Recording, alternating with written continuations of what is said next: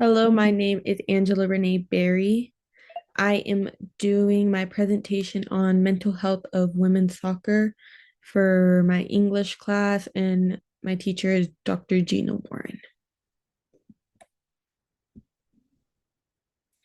On the agenda for what I'll be talking about, I will have my thesis on slide 3. I will have the stress of performance on slides 4, 5, and 6. I will have physical health conditions on 7 and 8. I will have the various expectations on slide 9 and 10.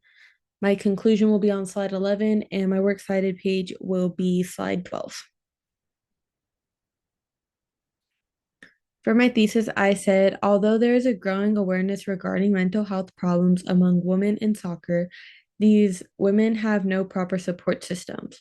The well being and performance of female athletes can be greatly improved by helping them to manage the special mental health issues they might encounter in sports, especially by means of enhanced coaching, training, and by establishing efficient team climates.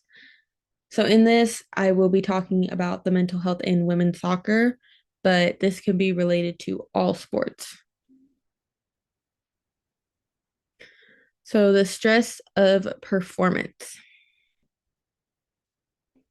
I said, although the awareness of mental health in sports has been on the increase, women's soccer is still grappling with the lack of adequate mental health support systems.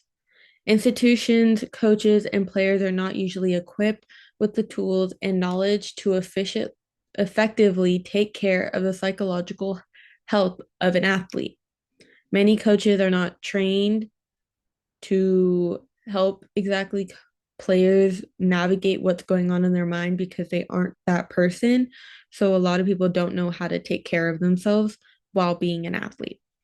They learn to push and hide how they feel until it finally becomes too much. Most female athletes get overlooked when it comes to their mental health, and studies have indicated that considerable percentage of female footballers, especially those at the semi-elite level, have reported experiencing high levels of stress and anxiety. So that can relate to college athletes.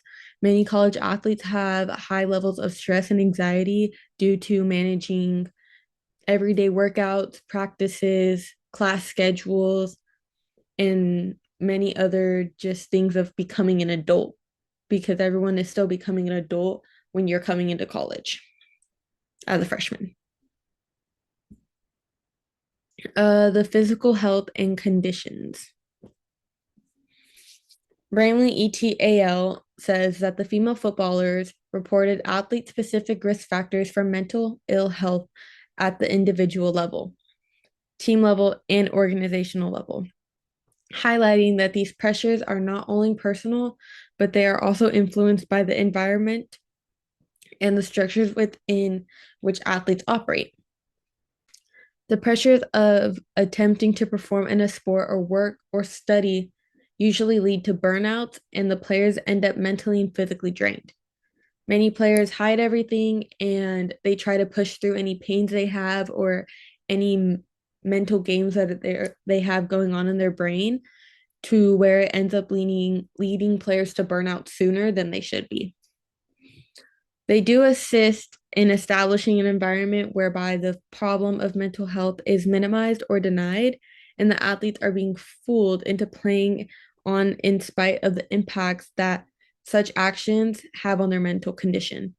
Many people try to tell female athletes, especially, that it's all just in their head and they don't have any problems, when many female athletes do have mental health problems, and part of their mental health problems are from coaches telling them that there's nothing wrong with them and you guys are fine to be played. Various expectations. Henderson ETAL points out that the challenges women face in male dominated sports, particularly highlighting the persistence of gender bias, limited opportunities, and societal pressures, and the ongoing struggle for equality and recognition, contribute to the lack of focus on mental health supporting females. So many female athletes are pushed to the side when it comes to male athletes because they believe soccer is a male dominated sport. So female athletes don't get as much care, opportunities, or help when it comes to what's going on. Female athletes do not want to take help due to the hidden fear of being treated as weak or unable to fight the same battles men face. Players in this Lego build expressed frustration with being perceived as too feminine or sensitive, reflecting deeply integrated stereotypes. In a mainly male dominated sport, such as soccer, females are often pushed to the side. So there are many stereotypes between men and women when it comes to injuries and mental health. For my conclusion, I say that the issue of mental health in women's soccer is rampant. Both the demand of sports, work, and personal life, and the stigma of mental health in the sport make the female experience with mental health more struggling. Integrated care that covers the mental and physical health of women soccer players will help them remain healthy and perform at their optimum. Basically, just saying if women soccer players had more help with their mental and physical care, that they would be able to play to their full potential all the time instead of being burnt out so quickly. Men and women are not fully treated the same, and it scares women to fully ask for help, which means that we need to start providing female athletes the same care men do, even if we don't have the same perspective that they can do the same, because it's just creating women athletes to struggle more and harder. In addition to the challenges above, female soccer players can be prone to certain physical health conditions. Physical health conditions can deteriorate mental health, Ling says that.